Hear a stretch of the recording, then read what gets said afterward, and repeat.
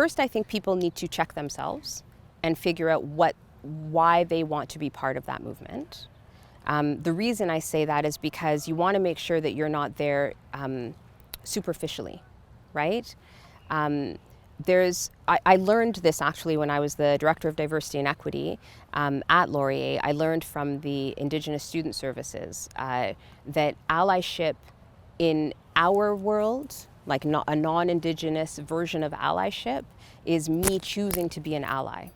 An Indigenous understanding of allyship is me doing the work, and when I have done the work, then the community would say, wow, you're such a good ally. It's like an honor bestowed upon you instead of a title that you say you deserve. And so I think that first that discussion has to happen, because once you have that discussion, your ego is set aside. It's not about you, it's about community.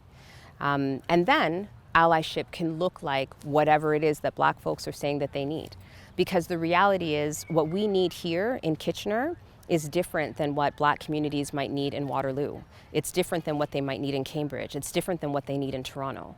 And so when a Black community member says to you, wow, I need X, and somebody says, I'm an ally and I saw that they needed something different in Toronto and try and demand that you get that, they're not being an ally, right? And a lot of that is based on ego, in my opinion.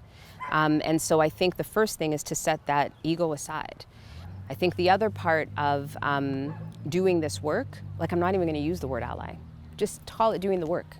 Another part of doing the work is making sure that you set aside any kind of judgment when people who are raging against racism in the system talk about it. Because there seems to be a tendency that if I say that was racist, the first reaction is, I'm not racist. I wasn't talking about you. I was talking about a thing that happened. I was talking about an experience.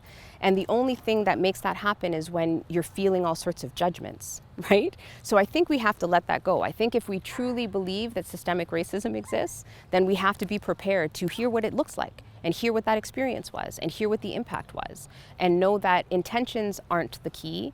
Impact is the key, right? It's not about whether you intended to do something that I am now describing as systemically racist or as racist, but it's that the impact of what you did led to, and that thing is racist.